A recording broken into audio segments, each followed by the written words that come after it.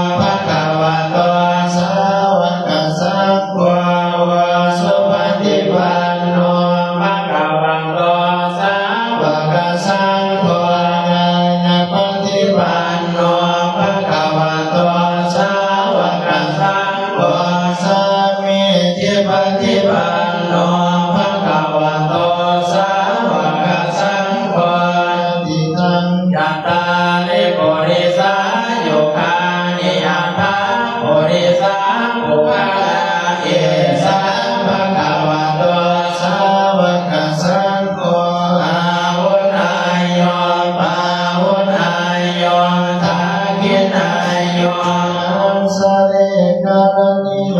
อนุนตรังปุญญังเกตังโลกัสสานิปฏิปันโนภะคะวะโตสาวกสังโฆโอสุปฏิปันโนภะคะวะโตสาวกสังโฆญาญาปฏิปันโนภะคะวะโตสาวกสังโฆสามิจิปฏิปันโนภะคะวะโตสาวกสังโฆติตังจัตตาริปุริสายุคานิอัตถาปุริสาภูคาลาเอสาภะคะวะโตสาวกสังโฆ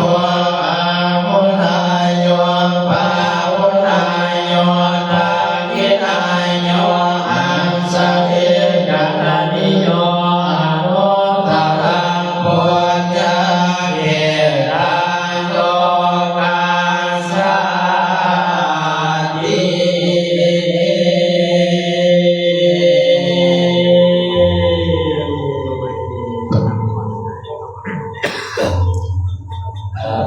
ต่อไปก็เอาก่อนเริ่มให้เขาเนาะ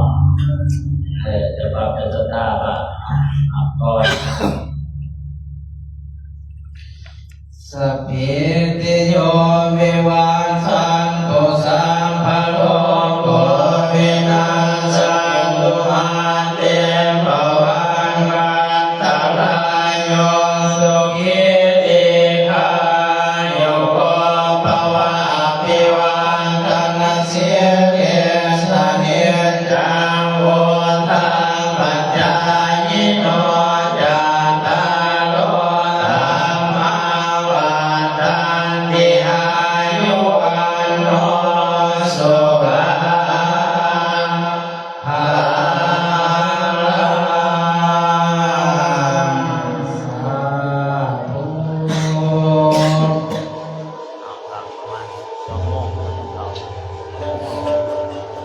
ต่อไปขอบอกเพศที่ไหนพระอาจารย์โคศกแล้วก็หน่อยเด้อเอาเป็นจังไรแม่ขาวเอ้ยแม่ขาวได้ยินบ่โอ้ยนอนหลับบ่เด้ออาจารย์เป็นว่าใจประสงค์สร้างกลางลมกับเป็นป่าใจประสงค์ขี่ข้างกลางว่านกับเป็นลมจะเด้บันไดปล่อยเมบุญหอดจอดถึงเป็นมาบุญหอดได้มาบวมฟังสูตรพุทธพิเศษในคำขึ้นนี่ขอโมทนาเด้อเอาจะเดินพรพอขาวแม่ขาวเฮาผู้ใดอยากไปพดทุกข์พดหยาอาจจะเดินพรได้เวลาหน้าที่ของเรายงต่อไปขยงที่สี่เวลาหน้าที่เอา2 โมง2 โมงครึ่งเลยปล่อยเมเด้อ2 โมงครึ่งเราจะได้เข้าสู่ตอนยกที่สี่ฉะนั้นเนี่ยว่าเราโอกาสต่อไปจะมองเว้นเกณฑ์ไม่ให้ทั้งพระอาจารย์โฆษกสืบต่อไปกันหน่อยขอกราบรัตนนิมนต์กันหน่อย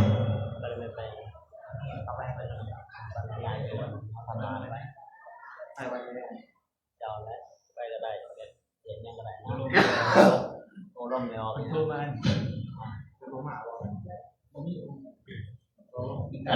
เอาต้นจากโยมเนาะโดนมาจังเห็นนามเดือการดอกดำเถื่ออย่าดีมือลงก้นคอยแม่ของบางให้คอยคือ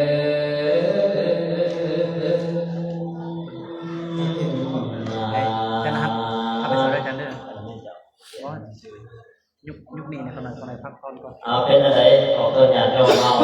ขอจำแม่ ตอนยกสอง เจนกระจ้างเป็นพระเจ้าที่จ่วยเด้อเนาะคงมีพระธรรมดาหลวงพ่อเก่าสักเอาให้ไปเขามองหน้าธุระของตัวอย่างโยมเอาหลังจากนั้นมาต่อยอดนะแม่เด้อที่เจ็บมันม้วนให้เนาะอาจารย์ไหว้อาจารย์ไหว้ชื่อไหว้แล้วไม่เอาไหว้เนาะอาจารย์ไหว้ทำนี้ได้ไม่เอาได้โมเมนต์ไหว้เด้อไหว้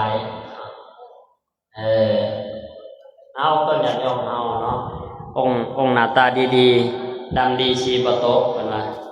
ดำสมกับโปกบ่มีไผโคก